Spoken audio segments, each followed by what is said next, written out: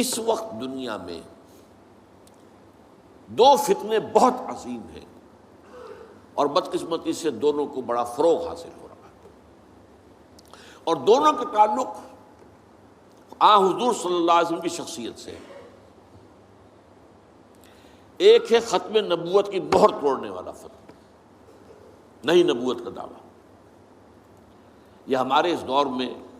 کچھ عرصے پہلے ایران میں ایک شخص بہاء اللہ اٹھا، اور بہائی آج بھی دنیا میں موجود ہے اور مسلمان ممالک میں موجود ہیں، اور ان کے جو ہے وہ اپنے دفاتر ہوتے ہیں، ان کے جو ہے لائبریریز ہوتی ہیں، ان کے ریڈنگ رومز ہوتے ہیں، اور ویسٹ میں تو بہت بہاء اللہ بہائی، یہاں تو آپ زیادہ واقف نہیں۔ لیکن اس کے بعد جو بہت بڑا فتنہ اس وقت ہے، جسے مسلسل فروغ حاصل ہو رہا ہے ابھی، اور اسے وہ اپنی صداقت کے دلیل کے طور پر استعمال کر رہے ہیں، کیونکہ پوری مغربی دنیا ان کے پشت پر ہے، وہ ہے قادیانیت کا فتنہ۔ پوری مغربی دنیا، آج آپ کو معلوم ہے پورا مغرب لفظ جہاد سے کانپتا ہے، جہاد کو گالی بنا دیا، جہادسٹ۔ یہ گویا کہ ان کے نزدیک کسی کو کنڈیم کرنا ہو تو جہادسٹ ہے یہ۔ تو یہ جہاد، اس جہاد یعنی قتال کی نفی کی تھی غلام احمد قادیانی نے، اسی لیے انگریزوں کا چہیتا بنا تھا، اس لیے کہ ظاہر بات ہے کہ ہندوستان میں انگریز آ تو گیا تھا، لیکن اس نے یہ نوٹ کر لیا تھا کہ مسلمانوں کے اندر تو جراثیم موجود ہے بغاوت کے،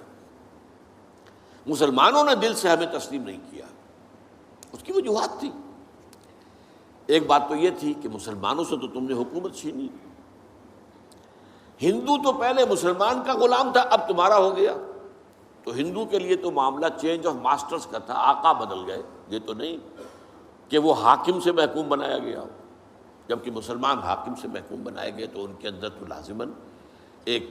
بدلہ لینے کا جذبہ، انتقام کا جذبہ، اپنا کھویا ہوا مقام حاصل کرنے کا جذبہ جو ہے وہ موجود تھا۔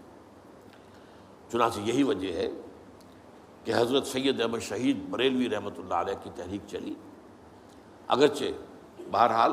مشیت ایز تھی اور کچھ ان کی بھی اجتہادی غلطی سے وہ ناکام ہو گئے، دنیاوی اعتبار سے بالا کوٹ میں شہید ہو گئے، لیکن یہ ہے کہ اس نے ایک سور پھونک دیا تھا مسلمانوں کے اندر جہاد کا۔ ان کے بعد بھی طویل عرصے تک اس علاقے کے اندر انگریزوں کے خلاف جو ہے وہ جہاد جاری رہا ہے، مسلسل جاری رہا ہے، اور اس کے بعد آپ کو معلوم ہے کتنے ہی علماء تھے جو پھانسی چڑھائے گئے ہیں، جن کو جو ہے کالا پانی بھیجا گیا ہے کہ علماء نے اس کو جو ہے دارالحرب قرار دے دیا، اور دارالحرب کے اندر رہتے ہوئے مسلمان کے لیے فرض ہوتا ہے کہ وہ اس دارالحرب کو جو دارالاسلام بنانے کی جد و جہد کرے۔ یہی وجہ ہے کہ 20ویں صدی کے آغاز تک بھی ہمیں سراغ ملتا ہے وہ ریشمی رومال کی تحریک۔ میرے نزدیک جو 14ویں صدی ہجری کے جو مجدد تھے حضرت شیخ الہند رحمۃ اللہ علیہ اسیر مالٹا، ان کی ریشمی رومال تحریک جو تھی وہ یہی تھی، ایک تدبیر تھی، بہرحال وہ نہیں چلی، ناکام ہو گئی، یہ دوسری بات ہے۔ تدبیر یہ تھی کہ ادھر ترکوں سے کہا جائے اس وقت تک ابھی خلافت عثمانیت باقی تھی، یہ تو 1924 میں ختم ہوئی ہے، اور یہ میں بات کر رہا ہوں 1915 کی، کہ وہاں کسی کو بھیجا جائے کہ ادھر سے ترک جو ہے وہ حملہ آور و افواج آئیں، اور ادھر افغانستان بھیجا جائے کسی کو، وہاں سے افغانستان سے مسلمان حملہ کریں اور ادھر اندر سے ہم بغاوت کریں تو انگریز کو یہاں سے اٹھا کر پھینک دیں۔ لیکن بات جو تھی، پھر میں کہوں گا مشیت ایسی کا بھی معاملہ ہوتا ہے۔ حضرت شیخ الہند خود گئے تھے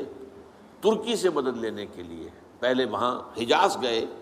اس لیے کہ حجاز میں ابھی مدینہ منورہ میں ترک گورنر موجود تھا، ابھی جو ہے وہ شریف حسین جو تھا جس نے بغاوت کی تھی ترکوں کے خلاف، مکے پر تو اس کا قبضہ تھا، مدینے پر نہیں تھا، تو وہاں گورنر جو ہے ترکی کے خلافت عثمانیہ کے موجود تھے، ان سے ملاقات کی اور آگے جانے کا فیصلہ بھی تھا۔ لیکن اسی اثناء میں مخبری ہو گئی، اور شریف حسین والی مکہ نے، جس کی یہ نسل ابھی تک چل رہی ہے، یہ جو اردن کا بادشاہ بیٹھا ہوا ہے، یہ اسی کا پڑ پوتا سمجھ لیجئے، یا پڑ پوتا یا سگڑ پوتا، یہ وہ نسل ہے ہاشمی، ہاشمائٹ۔ اس نے حضرت شیخ الہند کو گرفتار کر کے اور چاندی کی تشتری میں رکھ کر انگریز کو پیش کر دیا، یہ آپ کا باغی یہاں پر آ کر اور آپ کے خلاف سازشیں کر رہا ہے۔ اور دیکھیے انگریز انہیں کہاں لے گیا، مالٹا، میڈیٹرینین سی کا ایک جزیرہ، بحیرہ روم کا، آخر ہندوستان میں بھی تو واپس لا سکتا تھا، ہندوستان کی کسی جیل میں نہیں۔ اقبال کے نفس سے ہے لالے کی آگ تیز، ایسے غزل سرا کو چمن سے نکال دو، تو وہاں رکھا ہے انہیں 4 سال وہاں پر وہ، اور ٹی وی جو ہے وہ اپنی آخری حد کو پہنچی ہے تو چھوڑا ہے کہ ہماری اگر قید کے اندر یہ انتقال ہو گیا ان کا تو پھر طوفان اٹھ جائے گا۔ تو ایک فتنہ تو یہ ہے جو ختم نبوت کا، چونکہ اس قتال کے خلاف فتویٰ دیا تھا، دین کے لیے حرام ہے اب دوستو قتال، قتال فی سبیل اللہ ختم ہو گیا، لہذا انگریزوں نے ان کا چہیتا بنا، اور ان کے فتنے آج بھی پورا ویسٹ جو ہے، یورپ میں، امریکہ میں، انگلینڈ میں آج کل ان کا مرکز ہے، اور ان کے خطبے جو ہیں اس کے امام جو کہلاتا ہے خلیفہ، وہ آپ کو معلوم ہے کہ وہ سیٹلائٹس کے اوپر جو ہے وہ نشر ہوتا ہے۔ دوسرا فتنہ جو ہے جو اپنی تاثیر کے اعتبار سے اس پہلو سے اس سے بھی زیادہ خطرناک ہے کہ وہ زیادہ پھیل رہا ہے اور اس کا ادراک اور احساس نہیں ہے۔ ختم نبوت کا معاملہ تو ایسا ہے جو اتنا واضح ہے، کسی کا نبوت کا دعویٰ کرنا اتنا واضح ہے کہ ہر مسلمان سمجھ لے گا کہ واقعی وہ تو دائرہ اسلام سے خارج ہو گئے، اور جو اسے مانے وہ دائرہ اسلام سے خارج۔ چنانچہ یہ فیصلہ جو ہے ہمارے ہاں آپ کو معلوم ہے سرکاری سطح پر، حکومتی سطح پر، ریاست کی سطح پر، پارلیمنٹ نے طے کیا کہ قادیانی خواہ وہ ربوائی ہے اصل قادیانی، خواہ وہ لاہوری ہے جو لاہوری احمدی اپنے آپ کو کہتے ہیں، وہ دونوں دائرہ اسلام سے خارج ہیں۔ لیکن یہ دوسرا فتنہ وہ ہے کہ جو اندر ہی اندر جیسے دیمک جو ہے لکڑی کو کھا جاتی ہے، ان کا یہ فتنہ ہے انکار حدیث کا فتنہ۔ قرآن مانیں گے، قرآن کو سمجھیں گے، حدیث ہاں ٹھیک ہے، حدیث اپنی جگہ ہے، اس میں اخلاقی تعلیمات جو ہیں ان کو ہم سر سے سینے سے لگائیں گے، لیکن مطاع جو ہے حضور کی ذات صرف اپنے زمانے کے لیے تھی، بات کے لیے نہیں۔ میں نے جو آپ کو آیات سنائی تھی، قل اطیعوا اللہ واطیعوا الرسول، اے نبی کہہ دیجیے اطاعت کرو اللہ کی اور اطاعت کرو رسول کی صلی اللہ علیہ وسلم۔ فَإِن تَوَلَّوْا، پھر اے نبی اگر یہ پیٹھ موڑ لے، فَإِنَّمَا عَلَيْهِ مَا حُمِّلَ وَعَلَيْكُمْ مَا حُمِّلْتُمْ، تو ان سے کہہ دیجیے، انہیں یہ بات بتا دیجیے کہ جو ذمہ داری ہم نے ڈالی اپنے رسول پر وہ اسی کے مسئول ہوں گے، جو ذمہ داری تم پر پڑی ہے اس کے مسئول تم ہوگے۔ وَإِن تُطِيعُوهُ تَهْتَدُوا، اور اگر تم ان کی اطاعت کرو گے تبھی تم ہدایت پر ہوگے۔ دوسرا سورۃ تغابن کی آیت میں نے آپ کو سنائی تھی، وَأَطِيعُوا اللَّهَ وَأَطِيعُوا الرَّسُولَ فَإِن تَوَلَّيْتُمْ فَإِنَّمَا عَلَىٰ رَسُولِنَا الْبَلَاغُ الْمُبِينُ، اطاعت کرو اللہ کی، اطاعت کرو رسول کی صلی اللہ علیہ وسلم۔ پھر اگر تم نے پیٹھ موڑ لی تو جان لو کہ ہمارے رسول پر تو صرف پہنچا دینے کی ذمہ داری تھی، آگے تم مسئول ہو کہ تم تک جو پہنچا دیا گیا تھا پیغام تم نے اسے قبول کیوں نہیں کیا۔ یہ جو اطاعت رسول ہے یہ دائمی ہے، یہ ایسا نہیں ہے کہ صرف حضور اس کے لیے الفاظ استعمال کر دیتے ہیں۔ وہ مرکز ملت اپنے دور میں اپنے زمانے میں مرکز ملت تھے محمد صلی اللہ علیہ وسلم، لہٰذا امیر جماعت کی حیثیت سے، امیر ملت کی حیثیت سے ان کا حکم مانا جانا ضروری تھا۔ لیکن آئندہ تو جو بھی امیر ہوگا، جو بھی مرکز ملت ہوگا، جو بھی حکومت بنے گی، جو بھی مسلمانوں میں حاکم ہوگا، ان کی اطاعت فرض ہے۔ اور یہ فتنہ اس تیزی سے پھیلا ہے، اس تیزی سے پھیلا ہے، اس لیے کہ شریعت کی بہت سی پابندیاں ان لوگوں نے اسی حوالے سے حدیث کو اٹھا کر پھینک دیا۔ پردہ کوئی شے نہیں ہے، کوئی خاص شے نہیں ہے، پردہ جو ہے یہ تو ایک خاص دور کا کلچر تھا بس۔ اب قرآن مجید کی آیات کی جو ہے وہ غلط تعویلیں کر رہے ہیں، ترجمے غلط کر رہے ہیں۔ اب عام آدمی جو ہے، عام جدید تعلیم یافتہ آدمی جو ہے، اسے کہاں عربی کا پتہ ہے، وہ اسے کہاں پتہ چلتا ہے کہ یہ جو آیت کا ترجمہ کیا جا رہا ہے یہ غلط کیا جا رہا ہے، ٹیڑھا کیا جا رہا ہے۔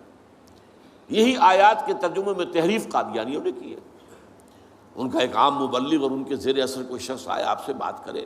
آپ ہکا بکا رہ جائیں گے، وہ آیتوں پر آیتیں پیش کرے گا لیکن ترجمے اس کے غلط کر رہے ہیں۔ آخر وہی آیتیں ہیں جو 1400 برس تھے مسلمان جو ہیں صحابہ سے لے کر اور ہمارے دور تک علماء پڑھتے آئے ہیں، ان کا ترجمہ انہوں نے کیا۔ تو یہاں پر بھی یہ ہے کہ وہ تعویلیں غلط کرتے ہیں، اور ایسی ایسی تعویلیں کہ ذرا سے بھی عقل اگر ہوتا کیا ہے، انسان کی مت ماری جاتی ہے۔ کسی خاص معاملے میں آپ کسی شخص سے متاثر ہو گئے، اب اس کی ہر بات آپ قبول کرتے جائیں گے، اس پر جو ہے تنقیدی نگاہ نہیں ڈالیں گے،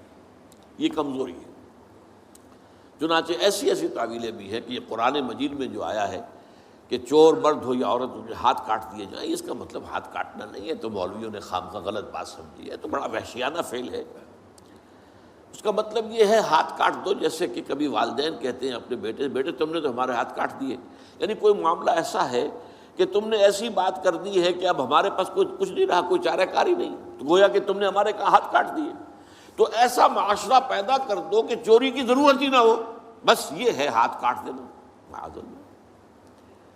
حالانکہ قرآن مجید اس کے بعد کہتا ہے جزاء لما کسبا نکالا من اللہ، یہ جو سزا ہے اللہ کی طرف سے اور ان کے کیے کا کرتوت کا بدلہ ہے، یہ بات کہی جا رہی ہے۔ تو یہ جو ہے ایسا نظام قائم کر دینا، یہ کوئی سزا ہے، یہ کوئی عبرت کی بات ہے، یہ تو بہت اچھی بات ہے۔ لیکن یہ کہ وہ لوگ جو پرویز غلام احمد پرویز، عجیب بات یہ ہے کہ پنجاب نے یہ دو غلام احمد پیدا کیے، غلام احمد قادیانی، غلام احمد پرویز، ایک نے مہر ختم نبوت کو توڑا اور ایک نے حدیث کے بارے میں اور مستقل طور پر سنت رسول کو شریعت کے بنیاد ہونے کی حیثیت سے چیلنج کر دیا۔ اور یہ فتنہ میں آپ سے عرض کر رہا ہوں، آج چونکہ جیسے قادیانیوں کو پوری مغرب کی سپورٹ ہے، ایسے اس فتنے کو بھی، کیونکہ وہ کلیش آف سویلائزیشن میں اسلامی تہذیب کو ختم کرنے کے درپے ہو گئے ہیں، اور اسلامی تہذیب کا اور شریعت کا دار و مدار اکثر و بیشتر تو حدیث پر ہے، سنت پر ہے، لہٰذا وہ دین کی جڑ کاٹنے کے لیے یہ جو انکار حدیث کا فتنہ، یہ استخفاف حدیث کا فتنہ ہے، اس کو سپورٹ کر رہے ہیں۔ اور رینڈ کارپوریشن کی جو سفارشات ہیں ان میں شامل تھا یہ کہ ایسے ماڈرنسٹ کہ جو اسلام کی ایسی تعبیریں کریں جو ہماری تہذیب کے ساتھ مماثل ہو جائیں، تو ان کو سپورٹ کیا جائے اور انہیں خاص طور پر الیکٹرانک میڈیا پر انہیں ایکسپوجر دیا جائے، اور آج یہ ہو رہا ہے پاکستان میں بڑے پیمانے پر۔ تو یہ جو ہے اس اعتبار سے آج زیادہ ضرورت ہے کہ ہم حدیث نبوی کا مطالعہ کریں، تاکہ اس کی عظمت جو ہے وہ ہمارے دلوں میں جاگزیں ہو جائے، اور حضور صلی اللہ علیہ وسلم کے ساتھ ایک محبت کا اشتوا جو ہے رشتہ مضبوط ہو جائے۔